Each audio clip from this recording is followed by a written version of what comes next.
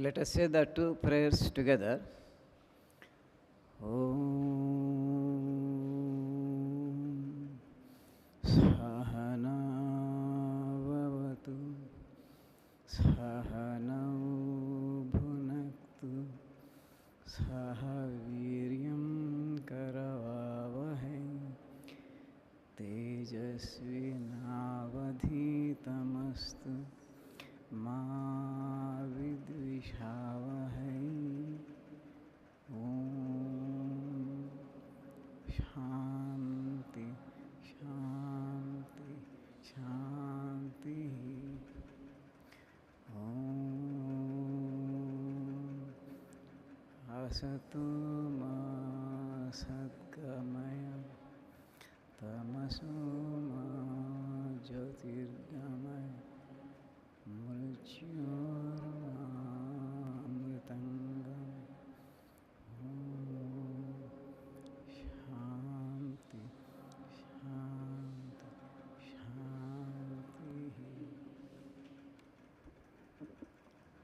Revered Swamiji, who is conspicuous by his absence, learned colleagues, committed non-teaching staff, dear disciplined students, I am indeed happy to stand before you all on this fine morning.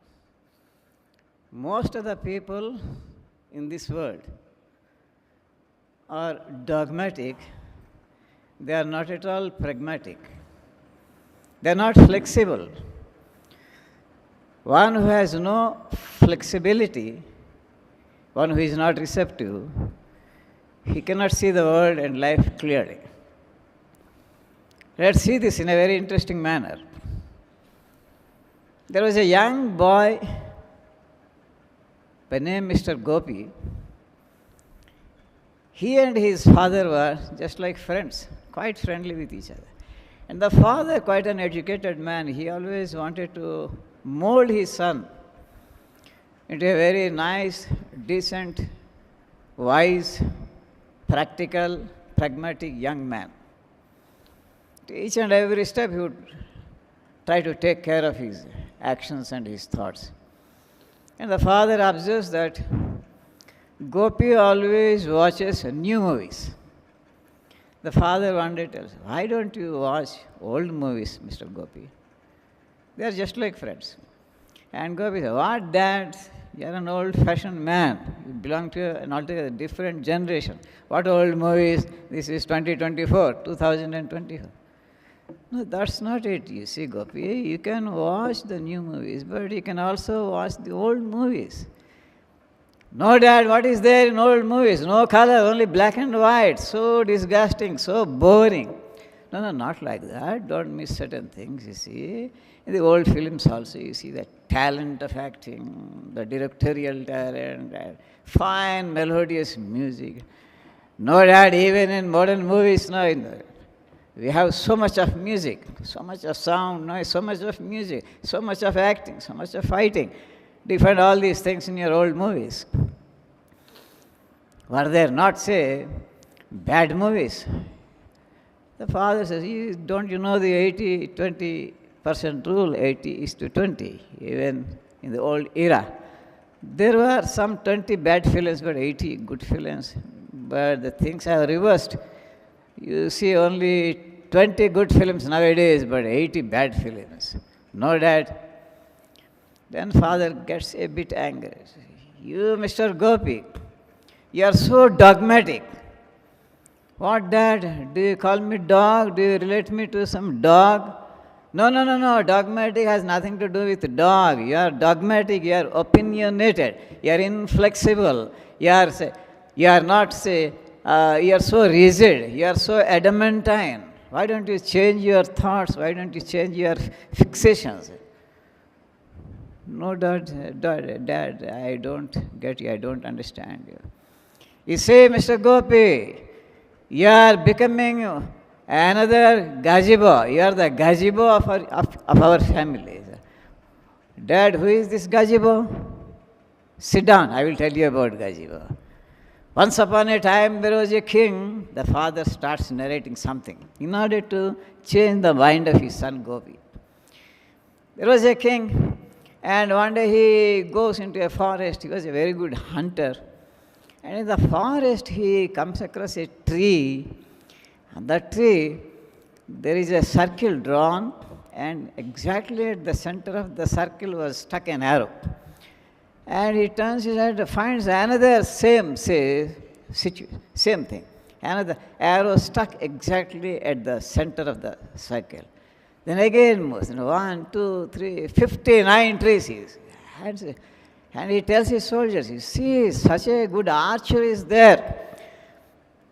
Such a good archer. One Neeraj Chopra is there in this area, okay, and one Manu Bhaker is there in this area, and we should honor him, we should bring him to light, we should honor him, and he say, we have to use his services in our kingdom.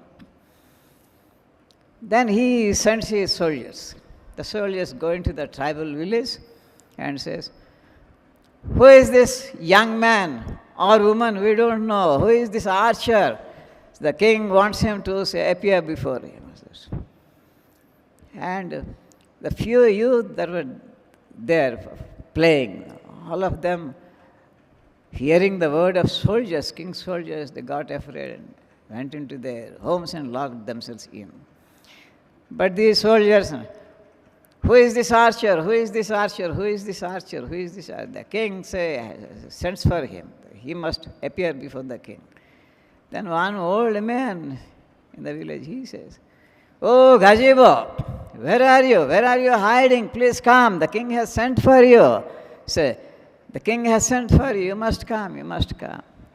Then this young man called Gazebo, he starts shivering. The king calling me. He imagines all sorts of punishment. And the young lad, finally the soldiers capture him and they force him to come out of the house. They take him to the king. And the king says, oh, are you the archer? I will make you the commander of our army. Such a great archer you are. The king says, and Gazebo starts shivering. And he starts sweating. And he cannot even speak. What, Mr. Gazebo, you are such an archer. You are such a young man. Okay, I will make you the commander of our army. And no, sir, no, king, no. Sir, please forgive me, forgive me. What happened? Why should I forgive you? And Gazebo confesses, I am no archer at all, sir, king. When I hit an arrow at a tree, it misses the tree. Only after 3 or 4 times that my arrow gets stuck in that tree. Then I walk near that tree and I draw a circle around the arrow.